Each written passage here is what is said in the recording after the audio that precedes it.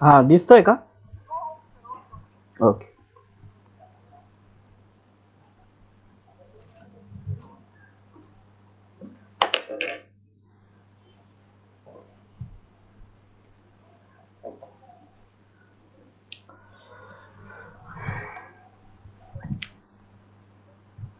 सर्वांना पुन्हा एकदा सप्रेम जय भीम.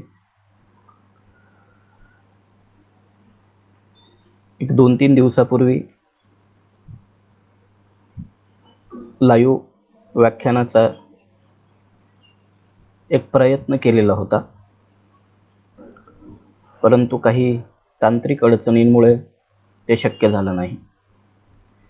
म्हणून आमचे सुरवसे सरांनी पुन्हा एकदा विनंती केली आणि खरं तर मलाही पुरेसं समाधान त्या व्याख्यानानं मिळालेलं नव्हतं. म्हणून मीही पुन्हा एकदा तोच विषय मांडण्यासाठी म्हणून आलेलो आहे. विषयाचं शीर्षक जे आहे, भटके विमुक्त जाती,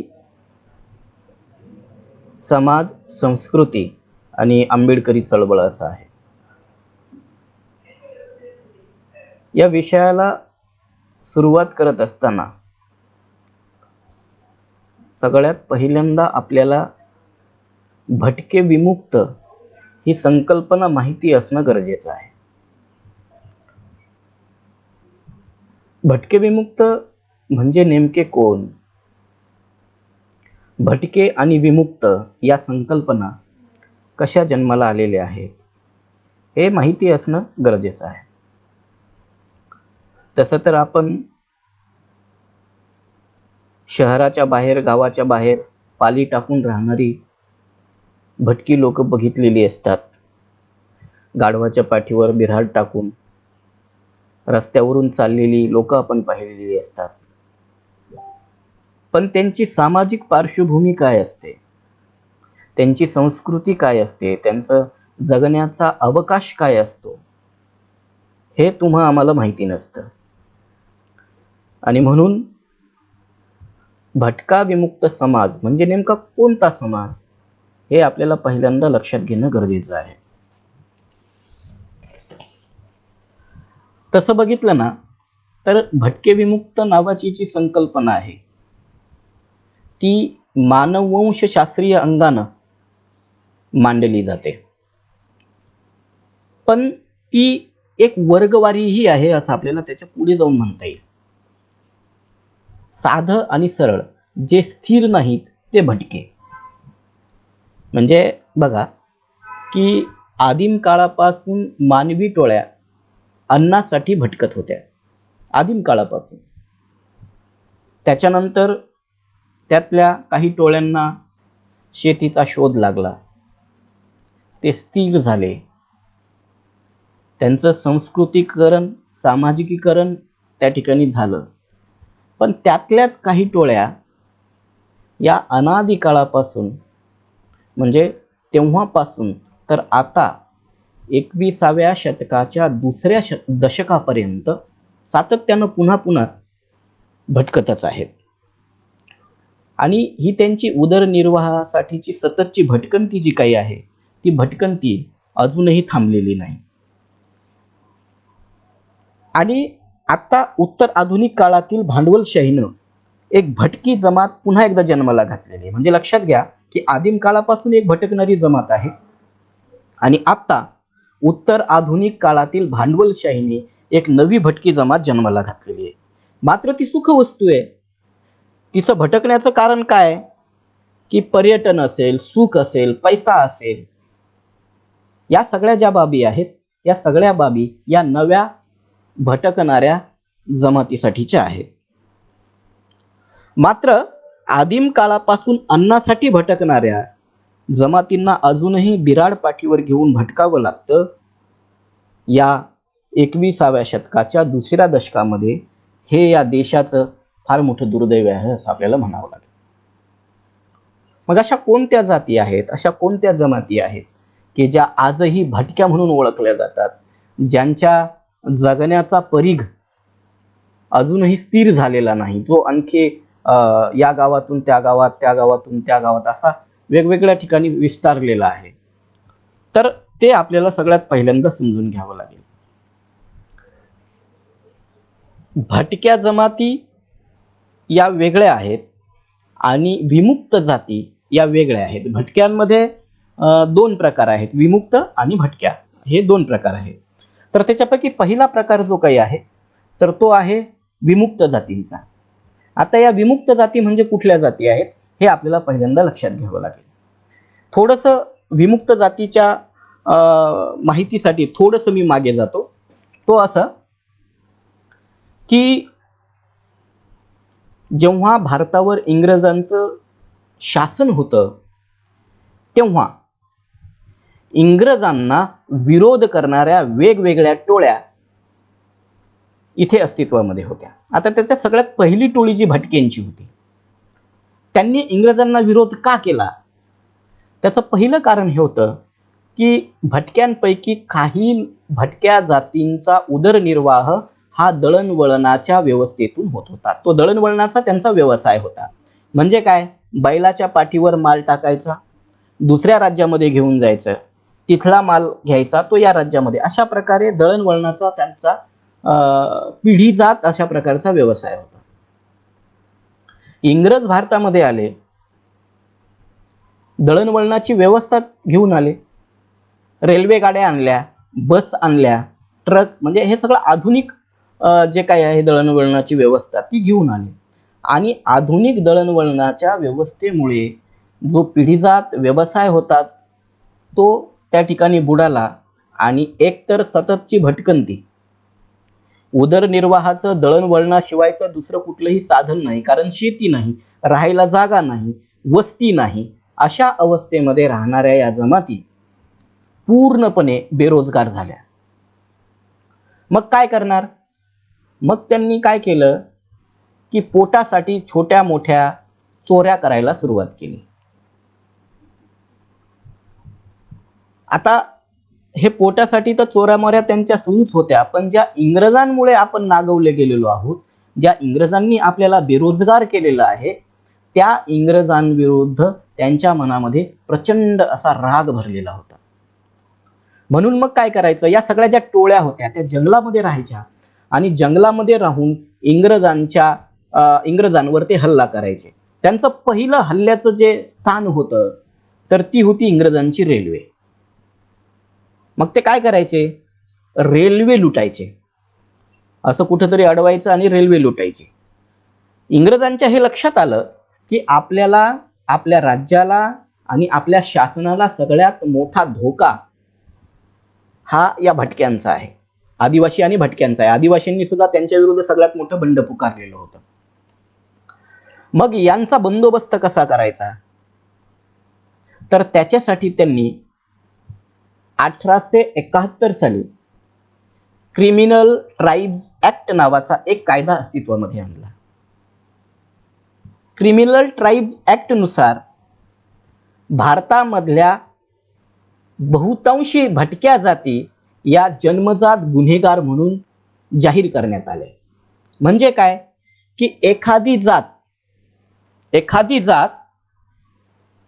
पूर्णपणे गुन्हेगार आहे असा त्याचा अर्थ होतो. म्हणजे काय की त्याच्यामध्ये जन्माला येणारं बाळ जन्मताच चोर आणि दरोडेखोर म्हणून ओळखला जातो.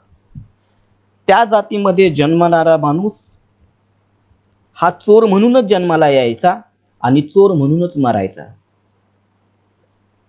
हा जन्मजात गुन्हेगारीचा शिक्का त्याला कधीही पुसता यायचा नाही. तर हे जवळजवळ 1871 ते 1952 असा जवळजवळ 100 वर्षाचा 80-90 वर्ष 100 वर्षाचा तो प्रवास राहिलेला आहे. भारत स्वतंत्र झाला 1947 साली. त्याच्यानंतर ही 5 वर्ष या ज्या गुन्हेगार जमाती आहेत त्या सेटलमेंट मध्ये बंदिस्त होत्या. आता हे सेटलमेंट म्हणजे काय होतं बघा. सेटलमेंट म्हणजे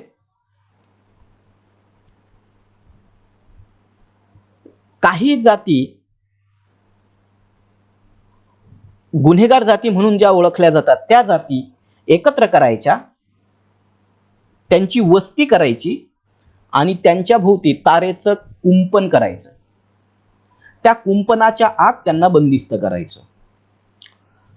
विशेष म्हणजे तिथे पोलिसांचा पहारा ठेवायचा, त्यांची हजेरी घ्यायची दिवसातून 3 वेळा. कशासाठी तुम्ही बाहेर चाललेला आहात, कुठल्या कामासाठी चाललेला आहात आणि किती वाजता परत येणार हे सगळं काही नोंदवून ठेवलं जायचं. तो कायदा अत्यंत अमानवी पद्धतीनं या सबंध जातींचं शोषण करत होता.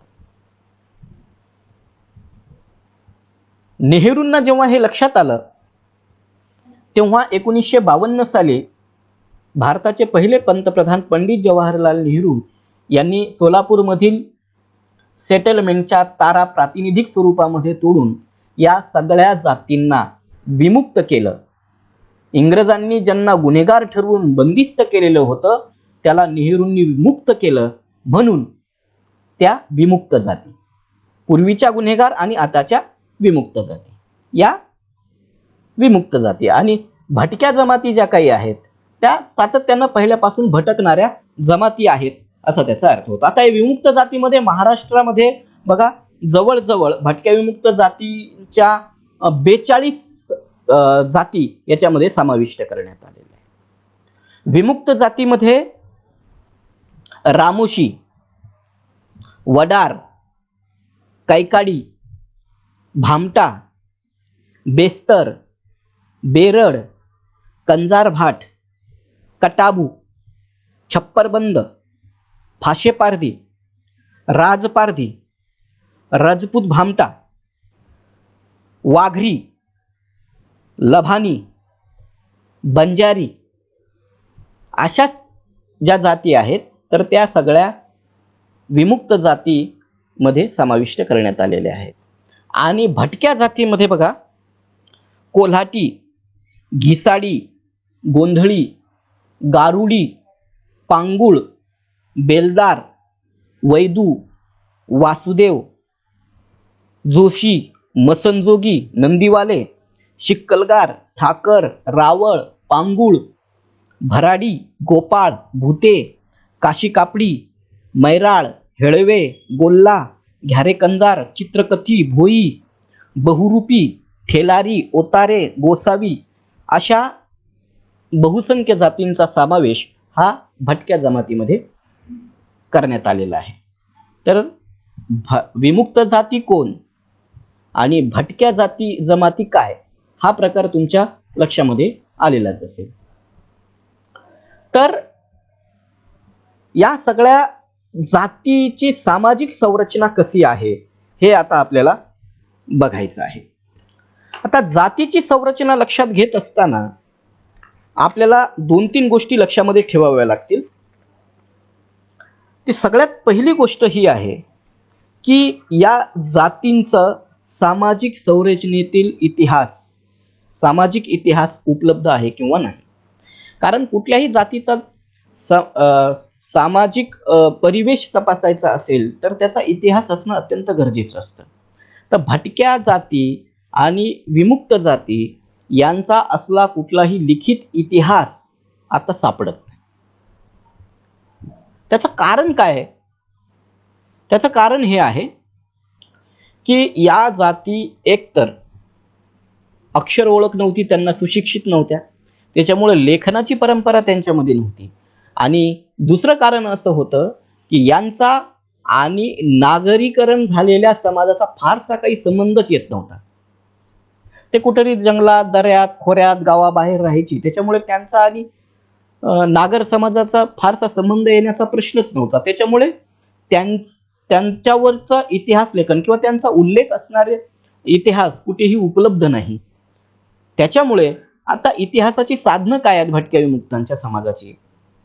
तर ती साधनं फक्त आणि फक्त मौखिक अर्थात लोकसाहित्य हेच यांच्या इतिहासाचं प्रमुख साधन आहे. कारण लोकसाहित्य जे काही आहे ते लोकसाहित्य हे इथल्या अडाणी, अज्ञानी आणि अनागर लोकांचं साहित्य आणि इतिहास असतो. तर तो इतिहास त्याच्यामध्ये सापडतो. परंतु या समाजाची संरचना आपल्याला लक्षात घेत असताना हा समाज पूर्वीचा अस्पृश्य होता किंवा नाही या संदर्भामध्ये काही एक मतभेद असण्याची शक्यता तुम्हाला दिसून येईल. हिंदू समाज संरचना अशी आहे की ही सामाजिक संरचना जातीवर आधारित आहे आणि जात्याधारित सामाजिक संरचनेमध्ये स्वतःचं स्थान जर शोधायचं असेल तर तुम्हाला कुठल्या ना कुठल्या जातीचा आधार घ्यावा लागतो. भटक्या विमुक्त जाती ज्या काही आहेत तर या जातींची हीच अडचण होऊन बसलेली आहे. सायमन कमिशन समोर डॉक्टर बाबासाहेब आंबेडकरांनी जेव्हा साक्ष दिलेली होती तेव्हा त्यांना सायमननी प्रश्न विचारलेला होता की याच्या गुन्हेगार जाती आहेत आणि आदिवासी आहेत हे पूर्वीचे अस्पृश्य आहेत काय, म्हणजे अनटचेबल अशा प्रकारच्या या जाती आहेत काय? तर त्या संदर्भात बाबासाहेबांनी सांगितलेलं होतं की त्या संदर्भात मला फारसं माहिती नाही, पण एक गोष्ट मी सांगू शकतो की या जातींचा विटाळ याच्यामध्ये पाळला जातो किंवा नाही हे काही मला आढळून आलेलं नाही, पण या स्वतः मात्र स्वतःला सवर्ण समजतात. या अस्पृश्य समाजापेक्षा स्वतःला श्रेष्ठ समजतात आणि ही अगदी खरी गोष्ट आहे. याचं कारण काय आहे? म्हणजे अगदी अलीकडचं एक उदाहरण तुम्हाला सांगतो की नागपूरमध्ये एका आपल्या कार्यकर्त्यांनी जेवण ठेवलेलं होतं, लग्न होतं आणि त्याच्यासाठी जेवण ठेवलेलं होतं. नागपूरमध्ये एका मोर्चासाठी बरेचशा पारधी समाजाची लोक आलेली होती. नागपूरमध्ये हिवाळी अधिवेशन सुरू होतं आणि त्या दरम्यानची ही गोष्ट आहे की पारधी समाजाला बहुसंख्य लोक आलेली होती आणि मग या कार्यकर्त्यांनी त्यांना जेवणासाठी बोलवलं. जेवणासाठी बोलवल्यानंतर ते सगळे पंक्तीमध्ये बसले आणि मग त्यांच्या लक्षात आलं की अरे हे तर लग्न अस्पृश्य जातीतल्या लोकांचं आहे. ते तसंच ते टाकून देऊन ती लोक उठून गेली. आता अर्थात याचा राग येणं रास्त आहे, कार्यकर्त्यांना याचा राग येणं रास्त आहे, पण हे त्यांनी का केलं या पाठीमागची पार्श्वभूमी जराशी आपण समजून घेतली तर त्यांचा आपल्याला राग येणार. हजारो वर्षापासून अज्ञानाचं एक अंधकार त्यांच्या डोळ्यांमध्ये आणि मेंदूमध्ये ठासून भरलेला आहे. आपल्याकडे जे दारिद्र्य आहे, आपल्याकडे जी गरिबी आहे, आपल्याकडे जे मागासलेपण आहे, याचं मूळ या जाती व्यवस्थेमध्ये, या ब्राह्मणी व्यवस्थेमध्ये आहे हेच त्यांना कळलेलं नाही. त्यांना एका खोट्या दंभामध्ये अडकवून ठेवण्यात आलेलं आहे आणि म्हणून ती तिथून उठून गेलेली होती. पण त्यांना जर हे माहिती पडलं की नाही या व्यवस्थेमध्ये सुद्धा आपण नागवलेलो आहोत, ही व्यवस्था आपल्या भल्याची नाही, हे लक्षात आल्यानंतर कदाचित एखादा सुशिक्षित कदाचित शिकलेला माणूस असेल तर तो तिथून उठून गेला नसता. हे त्यांच्या अज्ञानपणाचं लक्षण आहे. म्हणजे बघा अगदी किती आपण मागं जाऊ, मागं गेल्यानंतर जिथून भारतीय समाजामध्ये जाती व्यवस्थेचं, धर्म व्यवस्थेचं अत्यंत परखडपणे अंमलबजावणी सुरू झाली तो काळ होता इसवी सन पूर्व 200 ते इसवी सन 200. म्हणजे जवळजवळ 400-500 वर्षाचा हा कालखंड आहे. तर या 400 ते 500 वर्षाच्या कालखंडामध्ये मनुस्मृती नावाचा ग्रंथ लिहिला गेला आणि या ग्रंथांमध्ये वेगवेगळ्या जाती, वेगवेगळ्या धर्माचे, वेगवेगळ्या पंथाचे असतील, व्यवसाय करणाऱ्या लोकांचे असतील, ते सगळे संदर्भ आलेले आहेत. आणि ते संदर्भ जर आपण जरासे बारकाईने तपासले तर आपल्या लक्षामध्ये येईल की अरे, आपण ज्यांना आज सवर्ण जाती समजतो किंवा ज्या भटक्या जाती आहेत, ज्या विमुक्त जाती आहेत, ज्या स्वतःला सवर्ण समजतात, त्या कधी काळी शूद्र गणल्या गेलेल्या होत्या. त्याचे बहुतांशी संदर्भ या ठिकाणी आहेत. बघा,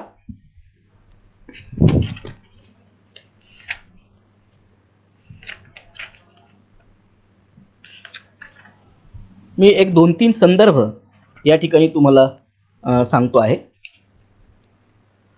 बघा, पहिला संदर्भ आहे मनुस्मृतीमध्ये, तर तो 4थ्या अध्यायामध्ये 213 ते 216 या श्लोकादरम्यानचा हा संदर्भ आहे. तो संदर्भ कसा आहे की बहुरूपी, घिसाडी, कुत्रे पाळणारे, मद्यविक्री करणारे भटके व आदिवासी यांच्यापासून अन्न घेतले जाऊ नये. अन्न कोणापासून घेऊ नये, तर यांच्यापासून. आणि मनुस्मृती काय म्हणते की वर्णव्यवस्थेमध्ये जे शूद्र आहेत त्यांच्याच अन्नाचा त्याग करावा, बाकी त्यांचं तर घेतलं तरी चालेल. म्हणजे या अर्थानं काय की मनुस्मृतीने बहुरूप्याला, मनुस्मृतीने घिसाड्याला, कुत्रे पाळणाऱ्याला, मद्य विक्री करणाऱ्या भटक्याला आणि आदिवासींना एका प्रकारे शूद्रच त्या ठिकाणी ठरवलेलं होतं, अस्पृश्य ठरवलेलं होतं. दुसरा संदर्भ मनुस्मृतीमध्ये येतो, तो 7व्या अध्यायामध्ये 138वा श्लोक आहे. तर तो असा आहे की दगड घडवणारे शिल्पकार, म्हणजे आताचे वडारी समजा, दगड घडवणारे शिल्पकार, लोहार, सुतार इत्यादी दासांपासून विना वेतन काम करून घ्यावे. हे गावगाड्याचेच नाही तर इथल्या ब्राह्मणी व्यवस्थेचे हे दास आहेत. आणि दास कोणाला म्हणतात की ज्यांना जिंकून घेतलेले आहे आर्यांनी, ते दास. आणि ते दास शूद्र याच वर्णामध्ये मोडतात. म्हणून मग लोहार, शिल्पकार, सुतार हे सगळे दास आहेत. याचाच अर्थ ते काय आहेत? शूद्र आहेत, अस्पृश्य आहेत. त्याप्रमाणे ते पुढे असं म्हणतात की मांस, दही, झाडपाल्याचे औषध विकणारे वैदू, पारधी, चांबडे विकणारे चांभार, दगडी वस्तू बनवणारे कारागीर या सगळ्यांकडून 1/6 कर आकारला जावा, असंही म्हणून त्या स्मृतीमध्ये सांगितलेलं आहे. म्हणजे भटक्या विमुक्तांच्या आजच्या स्थितीला ही व्यवस्था कारणीभूत आहे, हेच त्यांच्या लक्षात आलेलं नाही. म्हणून कदाचित मी नागपूरचं जे उदाहरण सांगितलं त्या उदाहरणामध्ये जशी ती पारधी लोक उठून जातात, तर ते अज्ञानातून घडलेली ती गोष्ट आहे. हा इतिहास त्यांना माहिती नाही. त्यातल्या त्यात काय झालेलं आहे, अस्मितांचं राजकारण जे काही आहे ना, ते अस्मितांचं राजकारण जाती वर्चस्वाशिवाय सुरूच होत नाही. आपल्याकडे जाती श्रेष्ठता, जात्याभिमान, वंशाभिमान याच्याशिवाय ते सुरूच होत नाही. कुणीतरी खाली पाहिजे आपल्या, ही भावना प्रत्येकाची असते. आपण किती खाली आहोत याच्यापेक्षा आपल्या खाली किती आहेत हे बघण्याची प्रवृत्ती आपल्या लोकांमध्ये, आपल्या समाजामध्ये असल्यामुळे खऱ्या अर्थानं तशी कृती वारंवार घडते आहे असं आपल्याला म्हणता येईल. तर या पद्धतीनं हिंदू धर्मशास्त्रामध्ये, अर्थात हिंदू धर्मशास्त्रामध्ये म्हणण्यापेक्षा वैदिक धर्मशास्त्रामध्ये भटक्या विमुक्तांचा अस्पृश्य वर्गामध्ये अर्थात शूद्र वर्गामध्ये, जरी त्यांचा आज अस्पृश्यता पाळली जाते किंवा नाही हा भाग सोडून द्या, परंतु त्याच्यामध्ये त्यांचा समावेश केलेला आहे. हा खरा इतिहास आहे, हे आपण सगळ्यात पहिल्यांदा लक्षात घेणं अत्यंत गरजेचं आहे. आता ही झाली सामाजिक संरचना. सामाजिक संरचना लक्षात घेतल्यानंतर आपल्याला यांची सांस्कृतिक परंपरा काय आहे, संस्कृती काय आहे, हे थोडंसं लक्षात घेणं गरजेचं आहे असं मला वाटतं.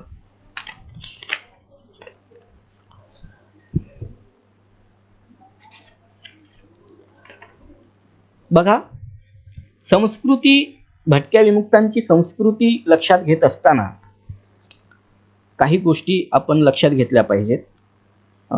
मी एक दोन संदर्भ समाजाच्या संदर्भामध्ये, सामाजिक संदर्भामध्ये सांगणं राहून गेलं माझ्याकडून. भटक्यांमध्ये पितृसत्ता जी काही आहे ती मोठ्या प्रमाणामध्ये कार्यरत आहे. श्रद्धा, अंधश्रद्धा आहेत भरपूर मोठ्या प्रमाणामध्ये. याचं कारण काय? एकीकडे मी तर म्हणालो की गावापासून हजारो मैल दूर राहणाऱ्या तांड्यावाड्या वस्तीवर, जंगलात, दऱ्या कपारीमध्ये राहणारी ही लोक, मग यांच्याकडे पितृसत्ता कशी आली? यांच्याकडे अंधश्रद्धा कशा आल्या? यांच्याकडे दैवतीकरण कसं आलं? तर या सगळ्यांची कारणमीमांसा जी काही आहे तर ती कुठे ना कुठे आपण वर्चस्ववादी संस्कृतीशी जवळ आहोत हे दाखवून देण्याची भावना तर कदाचित यांच्या सगळ्यांमध्ये असावी, हा एक अंदाज आहे. दुसरा मुद्दा की जात आणि पितृसत्ता, जाती पंचायत फार मोठ्या प्रमाणामध्ये भटक्या विमुक्तांमध्ये अस्तित्वामध्ये आहे. जात पंचायतीमुळे असंख्य लोकांची घरं उद्ध्वस्त झालेली आहेत. जात पंचायतीमुळे जगणं अवघड होऊन बसलेलं आहे, हेही खरं आहे. तर या सगळ्या गोष्टी कशामुळे आलेल्या आहेत या समाजामध्ये? तर त्याचं कारण कुठे ना कुठे नागरिकीकरणामुळे, थोडंसं जवळीक साधल्यामुळे, या वैदिक परंपरेशी जवळीक साधल्यामुळे झालं असावं असं मला वाटतं. आता याचं विश्लेषण जे काही आहे ते मी पुढे सांस्कृतिक संदर्भामध्ये करणारच आहे. आजची स्थिती, एखाद्या समाजाची आजची स्थिती काय आहे? ही काही अचानक उद्भवलेली नसते, तर त्याच्या मागे हजारो वर्षांचा इतिहास असतो आणि कुठल्याही समाजाचं स्वतःचं एक सांस्कृतिक संचित असतं आणि त्या संचितातून त्या समाजाची नंतर जडणघडण होत असते. अचानक अशी जडणघडण होत नाही. संस्कृतीचे वर्तमान स्वरूप जे काही असतं, म्हणजे आजचं वर्तमान स्वरूप जे काही आहे ते समाजाच्या भूतकालीन वर्तनावर आधारलेलं असतं. मग भटक्या विमुक्ताचं भूतकालीन वर्तन काय होतं किंवा भटक्या विमुक्तांचं सांस्कृतिक संचित काय आहे, हे या गोष्टी आपल्याला लक्षात घेणं गरजेचं आहे. आणि सांस्कृतिक संचित लक्षात घेत असताना पुन्हा आपल्याला संस्कृती म्हणजे नेमकं काय हे सुद्धा लक्षात घ्यावं लागेल सगळ्यात. कारण संस्कृती ही जी संकल्पना आहे ही संकल्पना 3 गोष्टींवर आधारलेली आहे. संस्कृती या 3 विभाग आहेत या संस्कृतीचे, असंही आपल्याला म्हणता येईल. पहिला विभाग जो काही आहे तर तो पहिला विभाग आहे आधिभौतिक, दुसरा आहे आधिदैविक आणि तिसरा आहे आध्यात्मिक. हे संस्कृतीचे 3 विभाग आहेत. तर आधिभौतिक विभागामध्ये संस्कृतीचे कुठले भाग येतात? तर बघा, बाह्य विश्वावर संस्कार करून त्याला मानवाच्या उन्नतीसाठी उपकारक बनविण्याचा आहे. यात शेतीपालन येतं, पशुपालन येतं, शेती येतं, पशुपालन येतं, स्थापत्य येतं, धातुकाम येतात, यंत्रनिर्मिती येते, नगररचना येतं, औषधांचं संशोधन येतं, आर्थिक उत्पादन येतं, अशा त्याचं वितरण वगैरे, अशा बहुसंख्य गोष्टी ज्या काही आहेत तर त्या आधिभौतिक या घटकामध्ये येतात संस्कृतीच्या. संस्कृतीचा दुसरा विभाग जो आहे तो आधिदैविक या स्वरूपाचा आहे. आधिदैविक विभागामध्ये भाग्य अनुकूल व्हावं, आपले प्रयत्न सफल व्हावेत, तसेच बाधा आणि संकटे निरस्त व्हावी या अर्थानं देवदेवतांची पूजा आणि प्रार्थना वगैरे करणं, जप तप आदी आचरण करणं, मंत्रतंत्रादी क्रियाद्वारे विश्वांतर्गत अदृश्य अशा दैवी शक्तीच्या साह्याने आपल्यावरची संकट दूर करून घेणं, या सगळ्या ज्या काही गोष्टी आहेत तर त्या आधिदैविक या विभागामध्ये येतात. तिसरा विभाग जो काही आहे तो आहे आध्यात्मिक. तर या आध्यात्मिक विभागामध्ये काय येतं तर स्वतःच्या मन आणि बुद्धीवर संस्कार करून त्यांना आत्मदर्शनाची योग्यता प्राप्त करून देणं, भौतिक जगापेक्षा पारलौकिक सुखाची अपेक्षा करणं, भौतिक जगामध्ये राहून पारलौकिक सुखाची योजना करणं, या सगळ्या गोष्टी आध्यात्मिक या घटकामध्ये येतात. तर भटक्या विमुक्तांची संस्कृती जी काही आहे तर ती खालच्या दोन्ही घटकांपेक्षा पहिला घटक जो काही आहे आदिभौतिक त्यावर आधारलेली आहे. भटके विमुक्त हे निसर्ग पूजक आहे, म्हणजे आदिवासींसारखे तेही सातत्याने निसर्गाच्या सान्निध्यामध्ये राहिल्यामुळे निसर्ग पूजकता ही त्यांच्यामध्ये आहे. आणि निसर्गापासून माणसाला मिळणारी जे सर्व गोष्टी असतात त्या आध्यात्मिक नसतात तर त्या आदिभौतिक असतात, म्हणून सगळं काही त्याच्यामध्ये येतं. तर भटक्या विमुक्तांची संस्कृती जी काही आहे ती सगळी आदिभौतिक विभागाशी नातं सांगणारी आहे. आधिदैविक विभाग सगळा त्यांचा नैसर्गिक धारणांनी व्यापलेला आहे आणि अर्थात नंतरच्या काळात तो अंधश्रद्धांचा असंख्य शिरकाव झाला. मी आता जसं सांगितलं तुम्हाला तो प्रकार आहेच त्याच्यामध्ये, बरं का. तर भारतीय संस्कृतीच्या अतिशय हे विशाल अशा प्रकारचं पट आहे. त्या विशाल पटामध्ये भटक्या विमुक्तांचं जे काही छोटीशी संस्कृती आहे, छोटीशी या अर्थानं की अत्यंत संख्येनं अल्प असणारी ही लोक, त्याच्यामुळे हा जो भारतामध्ये सांस्कृतिक कोलाज आहे तर त्या सांस्कृतिक कोलाजामध्ये या छोट्या मोठ्या समूहांचा सांस्कृतिक आवाज एकतर दबून गेला किंवा एकतर नामशेष होऊन गेला. बऱ्याचदा काय असतं, तुम्ही एका मोठ्या समूहामध्ये असाल आणि त्या समूहाचे नीती नियम संस्कृती राजकारण हे जर तुम्ही फॉलो केलं नाही तर एकतर तुम्हाला बहिष्कृत केलं जातं, किंवा जर तुम्ही फॉलो केलं तर तुम्हाला स्वतःची संस्कृती स्वतःचं जगणं स्वतःचं समाजकारण काय असेल ते नीती नियम टाकून द्यावं लागतं आणि ते ऍक्सेप्ट करावं लागतं. भटक्या विमुक्तांच्या संस्कृतीचं हेच झालं. भारतामध्ये जी वर्चस्ववादी संस्कृती होती त्या संस्कृतीशी नातं सांगण्यासाठी म्हणून काहींनी स्वतःच्या संस्कृतीचा त्याग केला, तर ज्यांनी त्याग केला नाही त्यांची संस्कृती त्या कोलाजामध्ये तिचा आवाज दबून गेला भटक्या विमुक्तांच्या संस्कृतीचा. तर ही काही रचना जी काही आहे सांस्कृतिक ती काही एकरेषीय नाही. आणि मी तुम्हाला सांगतो की भटके विमुक्त नावाची जी संकल्पना आहे ना, त्यांच्या संस्कृतीची चर्चा करत असताना मला वडारांची संस्कृती वेगळी वाटते, मला कैकड्यांची संस्कृती वेगळी वाटते, पुन्हा त्यात बंजाऱ्यांची अर्थात लभाण्यांची संस्कृती वेगळी दिसते, त्याच्यामध्ये कोल्हाट्यांची संस्कृती वेगळी दिसते, त्याच्यामध्ये बेलदारांची संस्कृती वेगळी दिसते. म्हणजे भटका विमुक्त हा एक मोठा परिप्रेक्ष्य आहे, सांस्कृतिक पट आहे आणि त्या पटामध्ये ज्या छोट्या छोट्या त्याच्यातल्या जाती आहेत तर त्या जातींची स्वतःची वेगवेगळी संस्कृती आहे, हेही आपण लक्षात घेतलं पाहिजे. आता त्याच्यातल्या भाषांचा जरी नुसता विचार केला ना तर वडारांची भाषा कैकड्यांची भाषा ही द्राविडियन भाषा कुळातली आहे, तर लबाण्यांची भाषा यांची भाषा बेलदारांची भाषा घिसाड्यांची भाषा ही इंडो आर्यन शाखेतील आहे, नाही का. म्हणजे काय की हा एक मोठा असा कोलाज आहे, सांस्कृतिक कोलाज आहे. त्याच्यामुळे या सगळ्यांच्या संस्कृतीच्या संदर्भामध्ये निश्चित एकमेव मत मांडणं चुकीचं होऊन जाईल. या सगळ्या ज्या जाती आहेत या जातींचा वेगवेगळ्या संस्कृती आहे, वेगवेगळ्या धारणा आहेत, वेगवेगळ्या चालीरीती आहेत, हे आपण लक्षात घेणं अत्यंत गरजेचं आहे. परंतु याच्यातून जरी एक मध्यरेष काढता येत नसली तरी काही एक समान सूत्र जे काही दिसतात त्याच्यावर आपल्याला प्रकाश या ठिकाणी टाकायचा आहे. बघा, भटक्या विमुक्तांची संस्कृती जी आहे ती त्यांच्या व्यवसायावर आधारलेली आहे, हे आपण सगळ्यात पहिल्यांदा लक्षात घेतलं पाहिजे. त्यांची भाषा असेल, त्यांचा पेहराव असेल, त्यांचे सण उत्सव असतील, खानपान असतील, हे सगळे घटक जे काही आहेत हे सगळे त्यांच्या व्यवसायाशी निगडीत आहेत. त्यांनी स्वतःच्या संस्कृतीबरोबरच या देशाची संस्कृती घडवलेली आहे, पण त्याच्याकडे डोळेझाक झालेली आहे हे निश्चितपणे आपण सांगू शकू. त्यांनी स्वतःची संस्कृती घडवली पण या देशाची संस्कृती घडवलेली आहे. म्हणजे कशी की वडारांनी दगडाची चाके बनवून गावगाड्याला गती दिली. जो गावगाडा असतो ना तर त्याला वडारांनी चाके बनवून गती दिलेली आहे.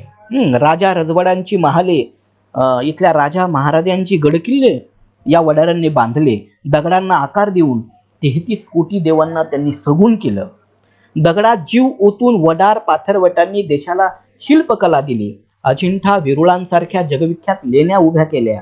बेलदारांनी माती चुन्यांनी गावाला गावपण दिलं. कैकाड्यांनी गावाला टोपल्या कणग्या पुरवल्या. घिसाड्यांनी लोखंडाची शस्त्रे तसेच शेतीसाठी अवजारं पुरवली. वैदूंनी जडीबुटीद्वारे गावाला निरोगी बनवलं. गोपाळ बेलदार बंजाऱ्यांनी काही म्हशी पाळून गावाला दूध दुभतं दिलं.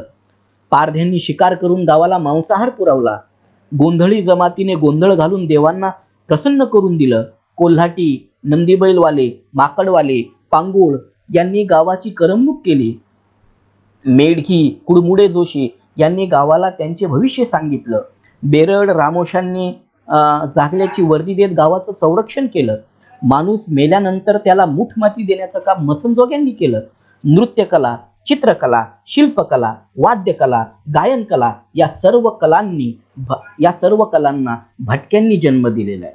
या कला हजारो वर्षापासून या जमातीमध्ये विकास पावत पिढ्या दर पिढ्या त्या ठिकाणी वाहत आलेल्या आहेत. आता या देशाच्या सांस्कृतिक जडणघडणीमध्ये भटक्या विमुक्तांचा काय सहभाग आहे हे सगळं तुम्हाला या वेचावरून लक्षामध्ये येऊ शकेल. भटका विमुक्त समाजामध्ये पुरुष प्रधान संस्कृती आहे हे मी तुम्हाला आधीच सांगितलेलं आहे. त्याच्यामुळे स्त्रियांसाठी फार काही मुक्तिदायी नीती नियम आणि तत्वज्ञान आहे असं नाही, जाचक नियम आहे. भटक्या विमुक्त जमातीमध्ये प्रत्येक जमाताची एक जात पंचायत असते आणि ही जी काही जात पंचायत असते तर ती पुरुष प्रधान व्यवस्थेचा भक्कम आधार म्हणजे ही जात पंचायत असते.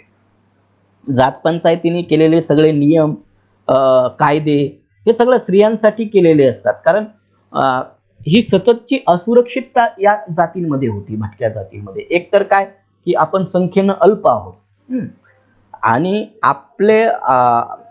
आपले नीती आपले तत्वज्ञान आपलं जातीचं शुद्धीकरण हे सगळं काही टिकून ठेवायचं असेल तर स्त्रियांवर अधिक जाचक बंधनं लागली पाहिजेत ही धारणा त्यांच्यामध्ये होती. आणि त्याच्यामुळे स्त्रियांचं जगणं जे काही आहे किंवा स्त्रियांचं अस्तित्व जे काही आहे तर ते असंख्य जातांनी सांस्कृतिक बंधनांनी त्या ठिकाणी जखडलेलं आहे हे आपल्यालाही त्या ठिकाणी मान्य करावं लागतं. अलीकडे जातीय धार्मिक प्रादेशिक अशा सगळ्याच अस्मिता ज्या काही आहेत तर त्या अत्यंत टोकदार झालेल्या आहेत, अत्यंत टोकदार झाले. त्याच्यामुळे मी आता ज्या जातींची नावं घेतली त्या प्रत्येक जातींना असं वाटतं की आपल्या जातीय अस्मिता अधिक टोकदार करायच्या असेल तर आपला लढाऊ इतिहास शोधला पाहिजे. परंतु प्रत्येकालाच लढाऊ इतिहास असतो असं नाही. काही राजकारण कटकारस्थान याच्यापासून दूर कुठेतरी शांततेने जंगलामध्ये नांदणाऱ्या जमाती आहेत. या जमातींना कशाला लढाऊ इतिहास पाहिजे. परंतु ही एक काळाची त्यांना गरज वाटते आणि त्याच्यातूनच मग अशा अस्मिता शोधण्यासाठी मग कुठे कुठे जातात. हे जर तुम्ही भटक्या विमुक्तांच्या इतिहासाच्या संदर्भात काही पुस्तकं वाचली तर तुमच्या लक्षामध्ये येऊ शकेल. तर या जमाती ज्या काही आहेत भटक्या विमुक्त जाती जमाती यांना कुठलाही धर्म नव्हता, कुठलाही देश नव्हता. म्हणजे जिथून जे आवडल ते घ्यायचं ते त्यांनी स्वीकारलेलं आहे. म्हणजे त्यांना कुठल्याही धर्माचा विटाळ सुद्धा वाटलेला नाही. अगदी हिंदू सोबतच इस्लाम शीख ख्रिश्चन बौद्ध अशा सगळ्या धर्मामध्ये हा समाज आपल्याला आढळून येतो. मग धर्म कुठलाही असो परंतु हा समाज स्वतःचं सांस्कृतिक वेगळेपण मात्र जपून आहे हेही आपल्याला या ठिकाणी नोंदवता येईल. म्हणजे अगदी तुम्ही उत्तर प्रदेशमध्ये गेलात तर काही बंजारा समाज हा इस्लाम धर्म स्वीकारलेला तुम्हाला दिसेल. जर पंजाबमध्ये गेलात तर शीख धर्म स्वीकारलेला दिसेल. घिसाड्यांमध्ये काही शीख धर्म स्वीकारलेली लोक तुम्हाला दिसतील. बेलदारांमध्ये काही शीख धर्म स्वीकारलेली लोक तुम्हाला दिसतील. म्हणजे भटक्या विमुक्तांना स्वतःचा धर्म नसला तरी सुद्धा धर्मातलं जे जे चांगलं वाटेल ते त्यांनी स्वीकारलेलं आपल्याला दिसतं. त्यांची भाषा पेहराव खानपान हे सगळं इतर समाजासारखंच असल्याचं दिसून येतं. पण याचा अर्थ हा समाज मूळ वैदिक आहे असा त्याचा अर्थ होत नाही.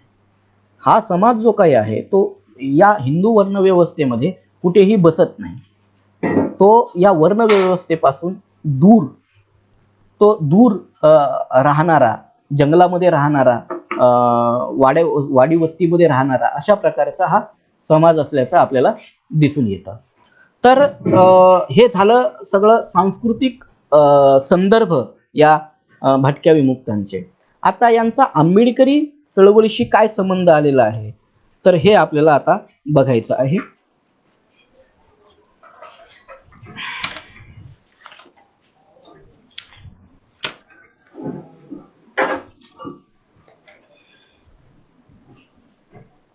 बाबासाहेब आंबेडकरांनी ॲनिहिलेशन ऑफ कास्ट या ग्रंथामध्ये असं सांगितलेलं आहे की आदिवासी व भटक्या जमाती अस्पृश्य समजल्या जात नाही आणि त्यांच्याशी संपर्क आल्यामुळे आपण विटाळलो असे सवर्ण हिंदूही मानित नाही. आदिवासी व गुन्हेगार जमातीचे लोक अस्पृश्यांपेक्षा ही गरीब, घाणेरडे, अंधश्रद्धाळू, अज्ञानी असतात, तरीही आपण अस्पृश्यांपेक्षा श्रेष्ठ आहोत असा त्यांना अभिमान वाटत असतो. सवर्ण हिंदूच्या संसर्गामुळे त्यांना ही बाधा झालेली दिसते.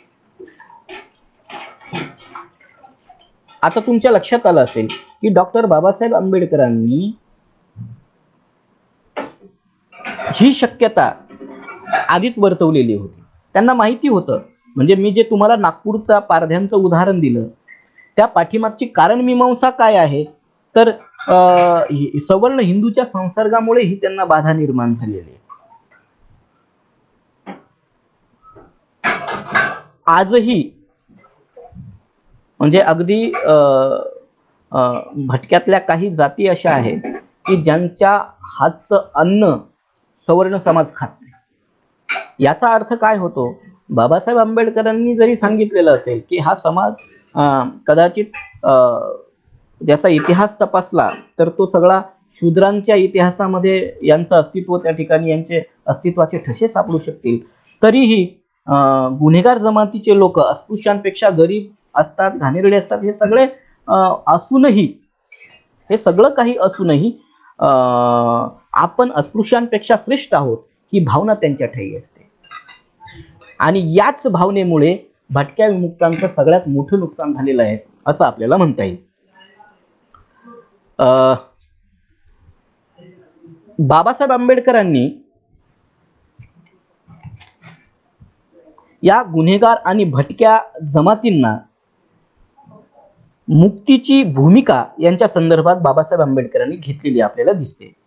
या संदर्भात मुंबई विद्यापीठातील नारायण भोसले अभ्यासक जे काही भटक्या विमुक्तांचे ते लिहितात, मुंबई विद्यापीठाचे कायदे कौन्सिलचे सभासद असताना डॉक्टर बाबासाहेब आंबेडकरांनी गुन्हेगार जमातीतल्या मुलांच्या शिक्षणासाठी पाठिंबा देणारं भाषण कायदे कौन्सिलमध्ये केलेलं होतं. तसंच बाबासाहेबांनी शेड्यूल कास्ट फेडरेशनच्या पक्षाच्या वतीनं गुन्हेगार जमातींच्या अनेक उमेदवारांचा सुद्धा समावेश केला. म्हणजे ज्या वेळेस हा समाज गुन्हेगार जमातींना स्वीकारायला तयार नव्हता समाज म्हणून, त्यावेळेस डॉक्टर बाबासाहेब आंबेडकरांनी त्यांना शेड्यूल कास्ट फेडरेशनच्या पक्षाच्या वतीनं उमेदवारी दिल्या.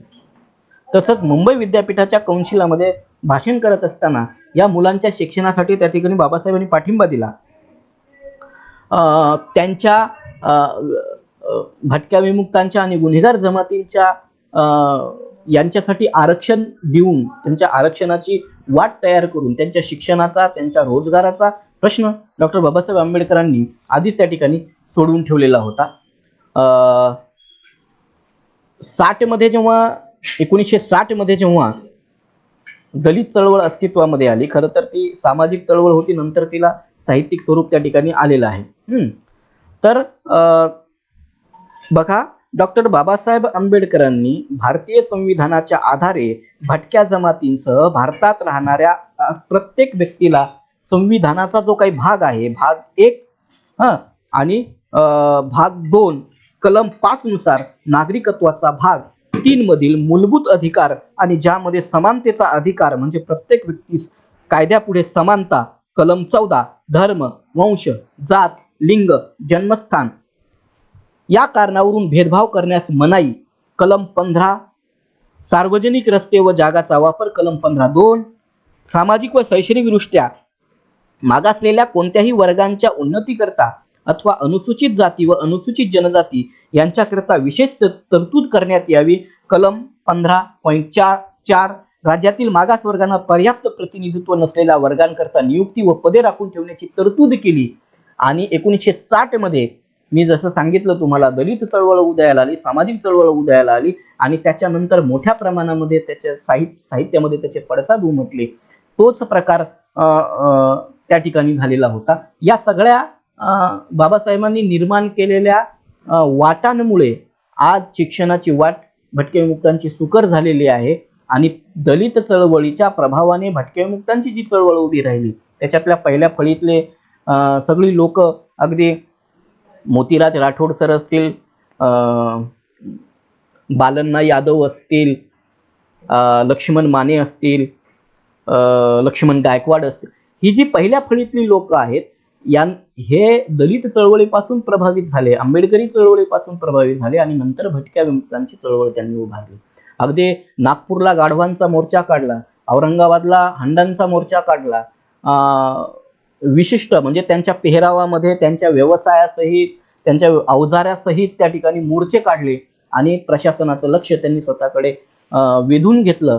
आणि आज जे काही भटक्या विमुक्तांकडे आहे, आज जे काही सगळंच मिळालेलं आहे असा त्याचा अर्थ नाही, सगळंच मिळालेलं आहे भटक्या विमुक्तांना असा त्याचा अर्थ नाही, पण आज जे काही मिळालेलं आहे, शिक्षण असेल, नोकरी असेल, सामाजिक संरचनेमध्ये कुठेतरी सन्मानाची थोडीफार गोष्ट असेल, तर ही सगळी जी काही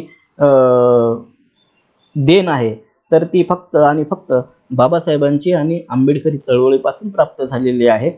भटका विमुक्त समाज जर अजूनही आंबेडकरी चळवळीच्या प्रभावाने प्रभावित होऊन अजूनही हा जो मोर्चा आहे, हे आंदोलन आहे, हा जो संघर्ष आहे तो जर अधिक तीव्र केला तर ते आधिक्यानं त्याला मिळू शकेल असं मला वाटतं. आपण स्वतःचं अस्तित्व, आपण स्वतःची जातीय संरचना या व्यवस्थेमध्ये, प्रस्थापित व्यवस्थेमध्ये न शोधता त्याच्यातून बाहेर पडून आपण मुक्तिदायी तत्वज्ञानाकडे, विचारांकडे गेलो तरच आणि तरच भटक्या विमुक्तांचं कल्याण शक्य आहे. कारण भारतामध्ये कुठलाही शोषित आणि वंचिताचा लढा बाबासाहेबांशिवाय शक्य नाही आणि म्हणून आंबेडकरी विचारांशिवाय भटक्या विमुक्तांना तरी आज पर्याय नाही असं मला वाटतं. आपण सगळ्यांनी अतिशय शांतपणानं माझं हे व्याख्यान ऐकून घेतलं. तुमचे जर काही प्रश्न असतील तर कृपया तुम्ही मला प्रश्न विचारू शकता. या ठिकाणी मी माझं व्याख्यान जे काही आहे ते थांबवतो आहे. धन्यवाद. काही प्रश्न असतील तर मला विचारा, मी तुमच्या प्रश्नांना या ठिकाणी उत्तर देतो.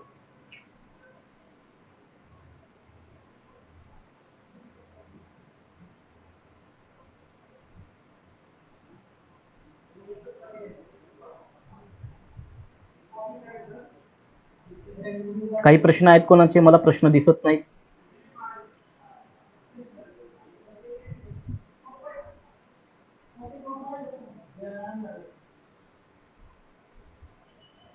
चला, धन्यवाद.